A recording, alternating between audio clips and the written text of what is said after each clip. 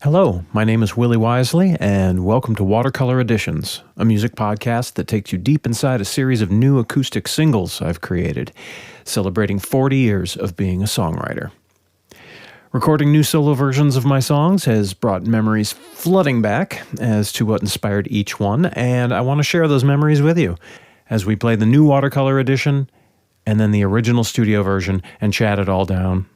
So now, sit back and let me paint a picture for you.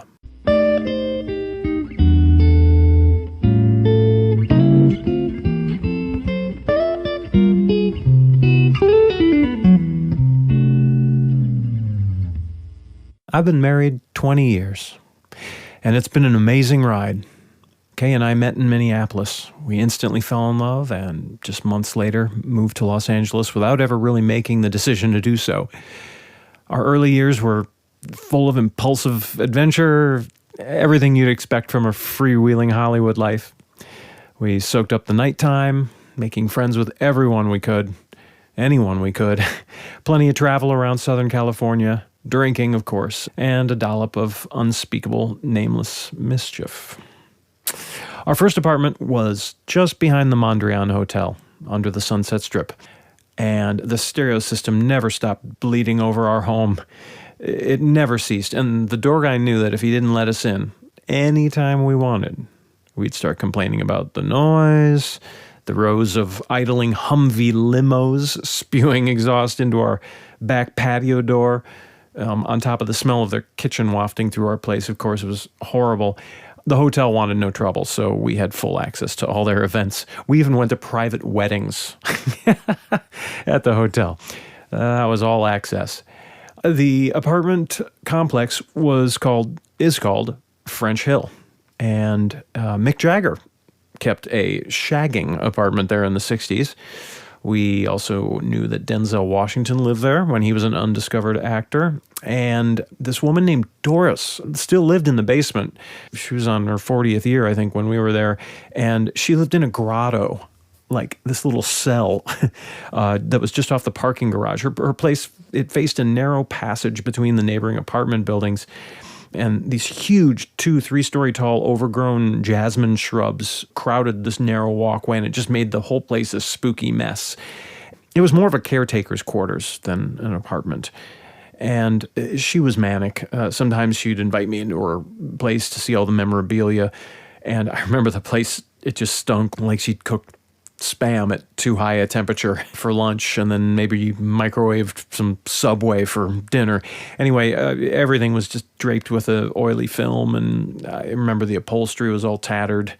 She actually told me that she dated Billy Preston in the 70s, which set me to wondering if she knew he was gay. Yeah, only a Beatle freak would know that. As inviting as she was, other times she could be really cruel to our dog. She'd yell at our dog, Willie, who would occasionally escape down into the garage to sniff around the garbage cans. And even on rare occasions, she'd venture out alone into Hollywood beyond that. And Kay and I would go on these panic-stricken search parties. And Doris would rightly admonish us. Hollywood at the time still had these little pockets of these rent control type of places. And by and large, they were filled with aging actors and misfits and entertainment industry cast-offs and who were kind of in their later years and fell into this deeply agitated isolation.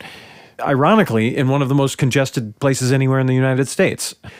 In a similar story, I rented a room for my first months in LA. This was ahead of Kay ending her commitments in Minneapolis, St. Paul. The landlord was another such Hollywood character, thankfully without the sociopathic edge. It was the actress Diane McBain. And I didn't recognize her when I went for my interview with her. And I would soon come to realize that she was just an old stoner, in her 60s, still extremely beautiful, still occasionally booking the gigs, but to my understanding, mostly just doing good work for her best friend, Tippi Hedren, up at Tippi's Wildcat Refuge in up north in Acton, out in the desert. Notably, Diana in 1960, she had starred across from Elvis in the movie Spin Out. She had quite a heyday, dated Richard Burton, starred in Maverick with James Garner. in TV shows with Ephraim Zimbalist Jr. I can't remember what TV show he was in, but it's a name you don't forget.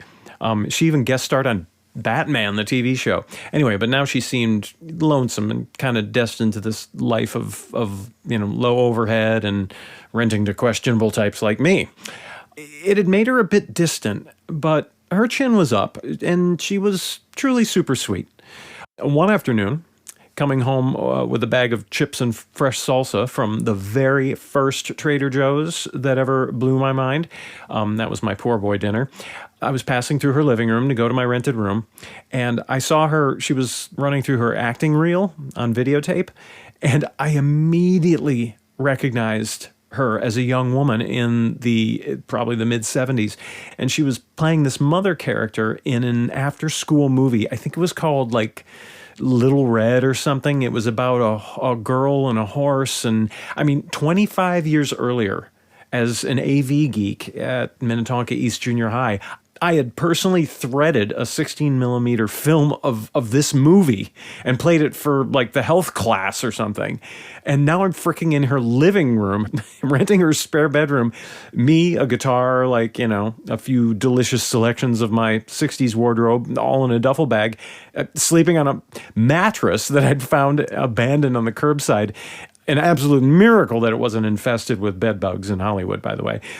I was just totally blown away by this in the moment, and it was probably right then that Diana knew I wouldn't be strangling her in her sleep. And actually, that's not funny, because actually, quite publicly, she talked about being viciously raped in the 1980s, and it led to a life of being an advocate for rape victims. The last time I saw Diane was the year that I wrote I'll Be Singing. And she brought hors d'oeuvres and wine to one of our epic French Hill parties. We had them. And she said goodbye like 30 minutes into this blast furnace volume. It was just a total drunken sardine mayhem party. And wondered ever since where she went. Her email went bad a couple years ago, so I hope she's all right. It would be great to see her. She was very sweet. But like everything glorious in Hollywood, there's this slightly pitiful edge. Doris, in the basement, she had no one. And one day, on my way to our car, I smelled something not right. Worse than the typical dumpster juice, worse than the purple-fetid, bee-baiting jacaranda flowers that fall once a year onto the streets of L.A. and ferment on the ground. This smell was worse, and yes, she'd been dead for a couple days, I believe 4 days. Kay and I decided it was time to move.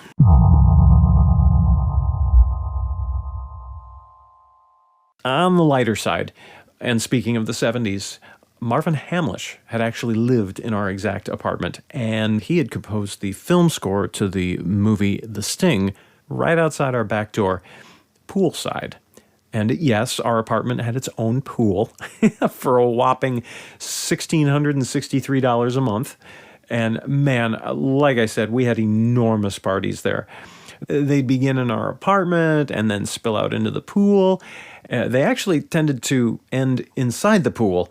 One memorable time with mismatched couples having encounters there where the warm jets blast. Oh yes, Epicurean episodes of Willie and Kay in Hollywood. Anyway, the parties would last about 12 hours, and I'd easily be cleaning for a couple days. And I remember one I hosted in just nothing more than a skimpy leopard skin bathing suit. I have photos to prove it. And I was looking pretty good right then. I would jog up the Hollywood Hills every day. So I had something to show. Anyway, 100 people, 150, 170 people would sift through our one-bedroom apartment. And actually, I'll never forget Andy Dick showing up. I was playing in his band right about then. And he came with a full case of wine and food. He was always very generous. But he also brought his two very young children who were somehow still there next to the pool, like many hours after everyone had seen Andy leave. God, classic. Sir, the fruit of your loins are here wondering where the hell you went.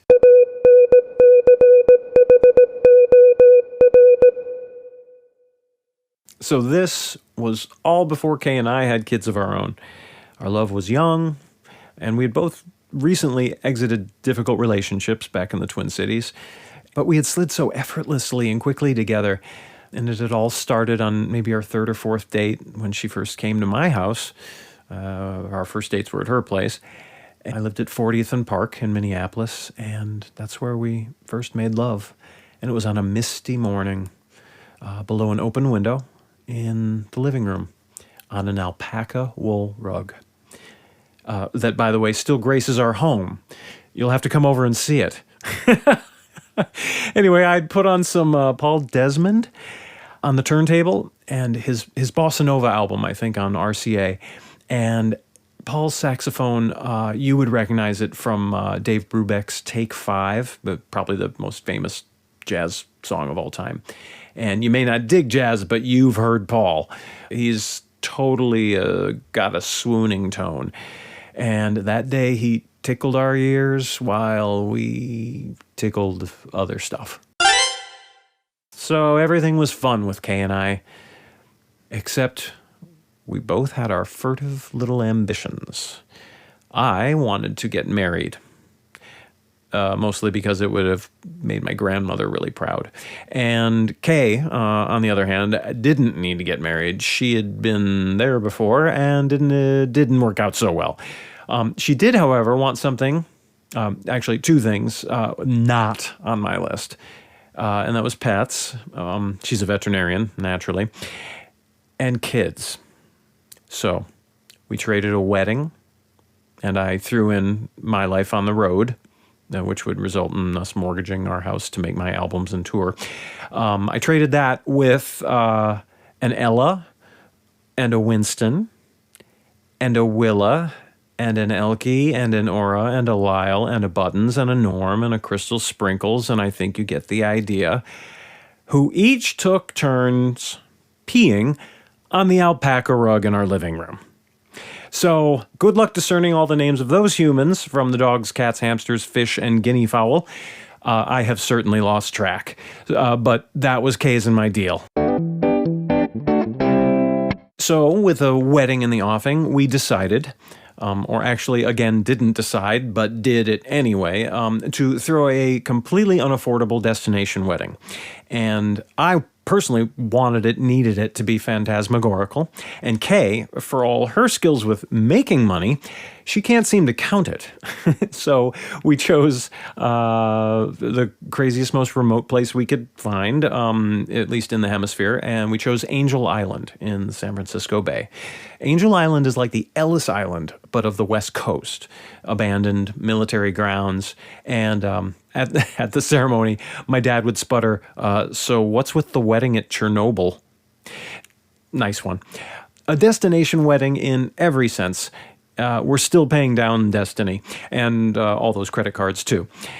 So we invited 150 people, roughly about the size of our Hollywood parties, and we rented an enormous ferry boat to take everyone to the island from Sausalito Harbor. But not before we told the ship's captain to fake a docking at Alcatraz Island to make everyone think that the ceremony would be behind bars. Yes, everyone on the boat did not know our destination. We just said, meet me in Sausalito, comfortable shoes, and layers. And for dinner, we ordered what must have been like 200 pounds of seafood, which I have photographic proof was eaten completely by my two hungry bachelor friends, Andras Jones and Jimmy Swan. Yep, in this podcast, we name names. Well, except in matters of the loin. And then for lunch, we brought everybody gourmet bags from the finest North Beach Italian sandwich shop. And then after that, naturally, obviously, de rigueur, a kickball game for the bride and the guests. And, of course, any wedding of discretion and refinement. And for proper digestion, you have following the ceremony, nap time. Seriously, that was easily the most genius part of the whole wedding, was nap time. Just picture it. Grassy field, postprandial, Sicilian-style nap time. We rented 50 Fernie pads that people just flew out into the old marching field, and they just passed out in the tall grass fat on wine, antipasto, and finito.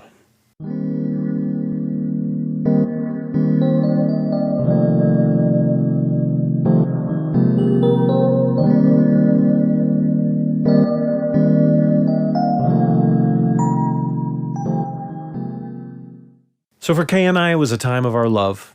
Before kids and before the hardcore multiple careers, it was about us and our love and the love we made. By the time I could think about a wedding gift, we were beyond any kind of budget limitation. So, I mean, of course we had bought nice rings, but my gift to her needed to be from the heart, made of passion. So maybe it need not be bought at a store, right? So a song it shall be. I pictured, of course, a bossa nova. Duh, right? Up-tempo, something that would celebrate life and love and our alpaca origin story. It would have to be soft and loving, and every line would have to drip with some sort of touching truth. Because after all, I'd met someone who I love and enjoy as much as I love and enjoy music. And suddenly, I had the conceit of my song. And all I could imagine was, hey, this song has actually already been written by Stevie Wonder, maybe a couple times. You are the sunshine of my life, and isn't she lovely, right? All smashed into one. So I had a tall bar, and I sat down at the keyboard and started rolling out lyrics, just as drenched with Stevie-isms as possible. No irony, no fancy words, just straight from the wondrous heart, right? You are music to my soul, more beauty than I've ever known. I want to sing for you a misty melody. And as long as you love me, and as long as you love me, I'll be singing.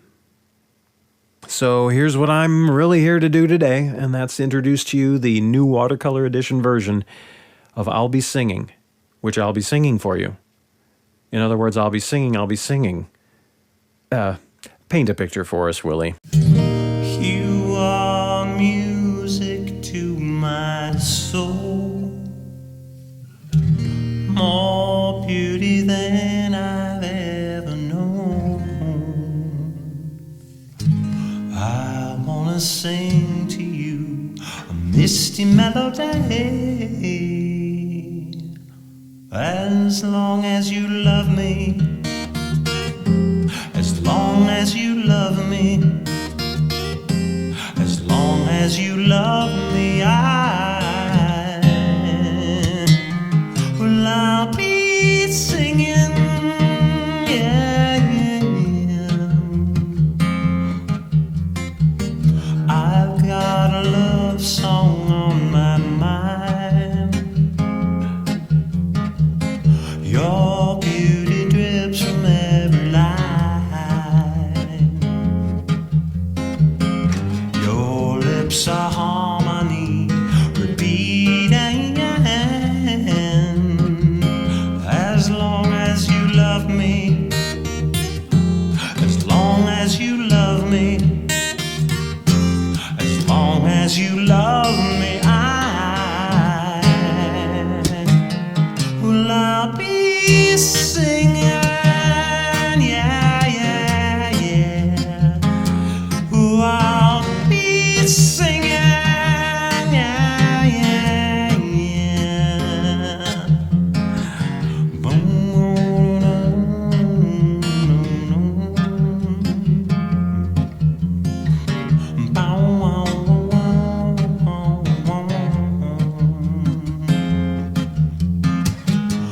I wanna play for you a balsam melody.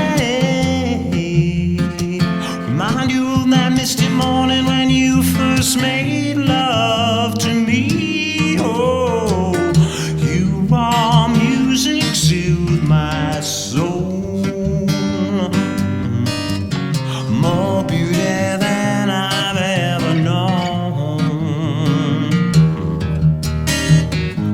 Again my ears start to ring. As long as you love me, as long as you love me, as long as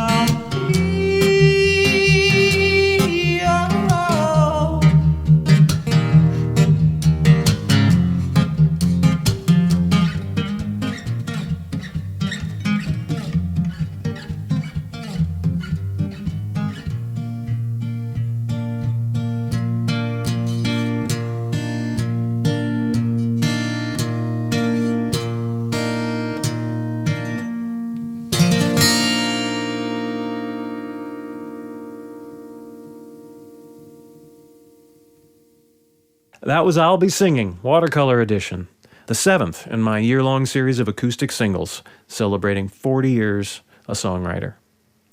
And I'm shocked in retrospect to not have used the word alpaca in the lyrics. Gross oversight. You know, in talking about songs and songwriting, I always like to point out something technical. And I hear a lot of you moaning already, but this is something for the songwriters or those of you intrigued by what it is that makes a song tick.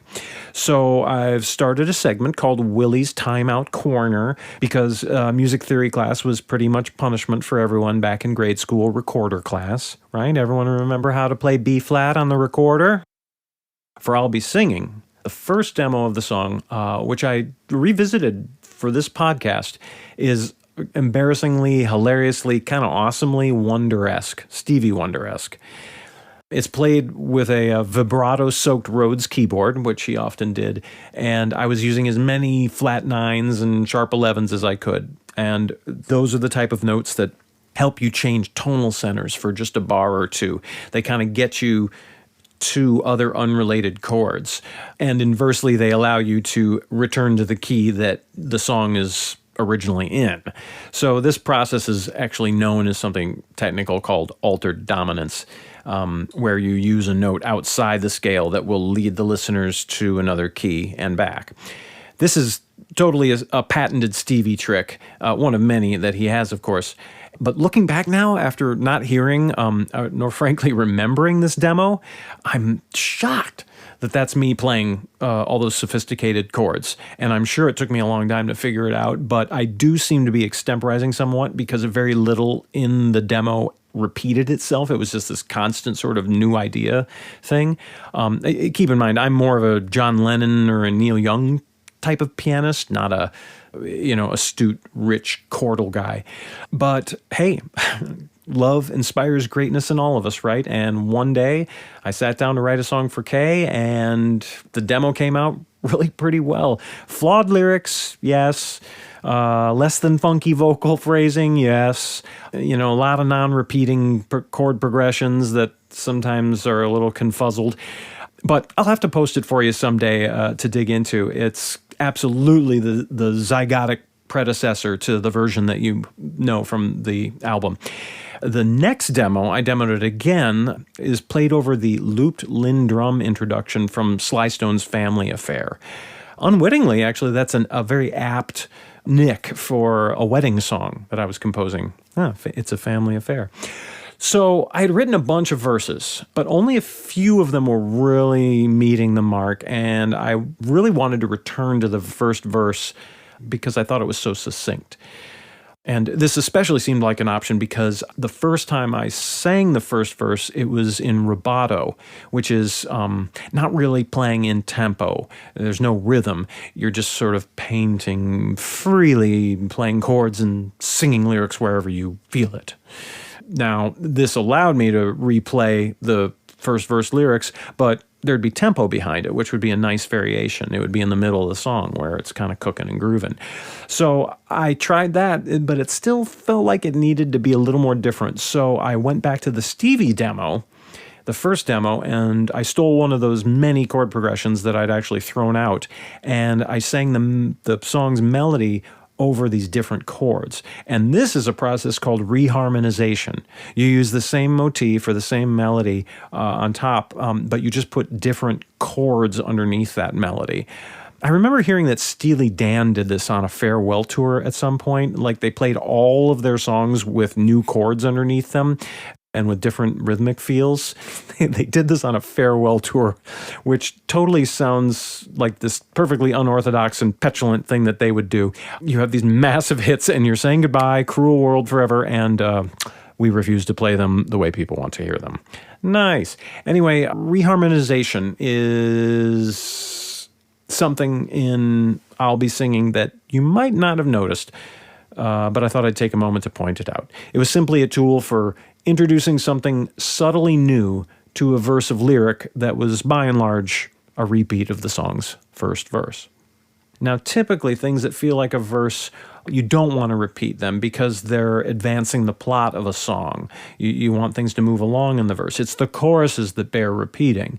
The crucial thing then, obviously, to get right is knowing when a slice of music has a expository verse feel or if it has a chorus feel. And if you don't get that bit of oral psychology correct, you're going to write songs that no one will understand, or at least that won't emotionally connect with listeners. So recording the original album version of I'll Be Singing was actually one of the easier tracks to get right on the Wisely album. Now, recording the original album version of I'll Be Singing was actually one of the easier tracks to get right on the Wisely album. I had already recorded yet a third demo using my cheap 3/4 size student model Hofner nylon string acoustic guitar. I had played it the best I could. It's a cheap guitar that sort of fights back, and it has a lot of character, and strings buzz, and your fingers scrape, make that screeching sound because the action is so high on the guitar. It's a little difficult to play. It fights back. It has a lot of character, right? And I had laid that down over Sly Stone's drum loop, and then I flew in some drum fills, courtesy of some Danish beat group from the 1960s, who I can't remember who it was. I had synthesizer parts and some 12-string acoustic guitar licks and a lead vocal and a harmony vocal. And a bass line too. And synthesizer. But I wanted it to be more or less presentable at my wedding. I never wound up playing it at my wedding, but more on that in a minute. But for the Wisely album sessions, all my producer Peter Smith needed to do was really overdub a rollicking drum beat that he had chosen. And when he was playing it, it reminded me a bit of Bee Gees' disco era. And I was just loving that. I think he eventually recut the bass part too to be a little more in line with his drums. And lastly, I added an electric guitar part. And it was actually a guitar part suggested to us by Rusty Anderson, Paul McCartney's guitarist of the last 20 years. Rusty had added on a different track on the record these punctuating quarter notes on the guitar, and it turned out to be this brilliant way of accentuating the groove and accentuating the listenability of the lyric. And so we used that on this song too, and it turned out to be the final touch. And so here it is, the original studio version of I'll Be Singing, the end groove fade-out track from my 2008 album Wisely. Paint a picture for us, Willie. You are music to my soul, more beauty than I've ever known. I wanna sing to you a misty melody, as long as you love me, as long as you love me, as long as you love me, I'll be singing.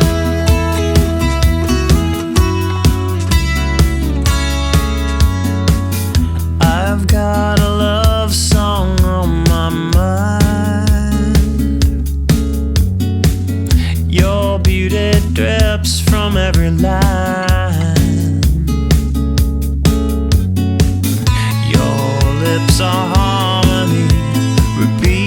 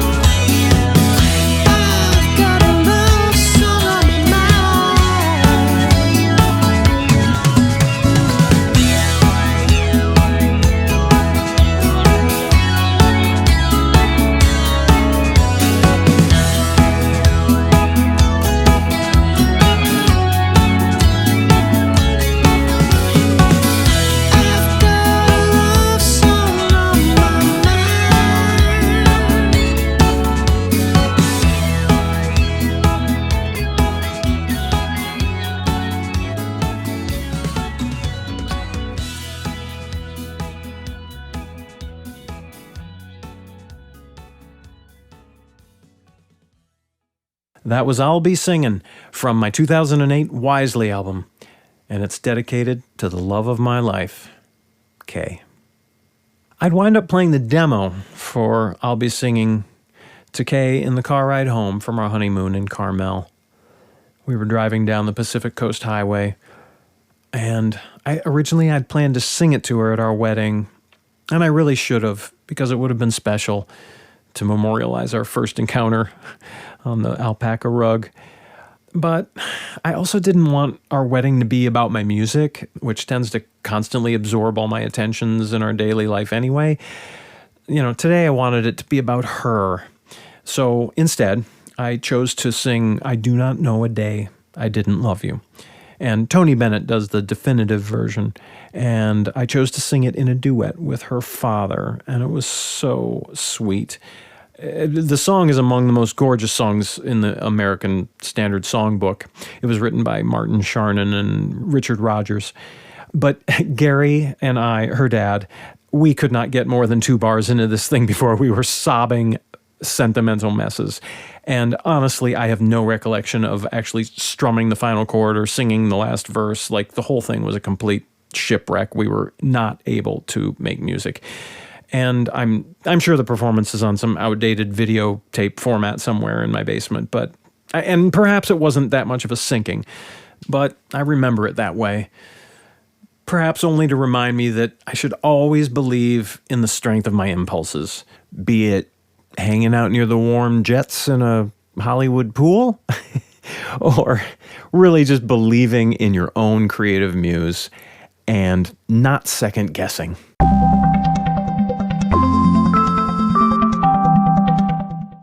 Well, that's the final stroke for this episode of Watercolor Editions. Big thanks to my wife, Kay, who unfortunately tends to have more of her life revealed publicly than she probably cares to tolerate. She has long put up with my philandering with the muse. The freedom she's granted me to create, whether she meant to or not, has been the greatest gift that anyone's given me since my mother invented birth. Be sure to catch other episodes of Watercolor Editions featuring my songs Flowers for the Lady, Cracked Worldview, True, Rain Can, Face the Sun, and Parador. There are many more to come, actually, and they drop every other Wednesday until either you or I can't take it no more. But know this, there's about 297 songs to go. Vinyl and CD of the album Wisely are available at my Bandcamp page. The link is in the description here. And along with an array of cassettes, t-shirts, vinyl, and too many studio albums to mention, side projects and archival deep dive compilations too. Lastly, hit the subscribe button, please, dear God. Don't miss the next Watercolor Edition, when we will put my song Go up on the easel. I wrote it in New York City during a bout of food poisoning, very bad food poisoning. And though I was going to the bathroom quite a bit that night, that's not what the song's about. Icky thought, sorry. It's easily my most beloved power pop recording, but interestingly, I had originally written it for a friend's band to record. And on a Japanese tour years later in the aughts, that's kind of what would come to pass, so to speak. We'll paint that watercolor picture, play the new version and the original studio version, and chat it all down again on Watercolor Editions. I'm Willie Wisely, and thanks for listening.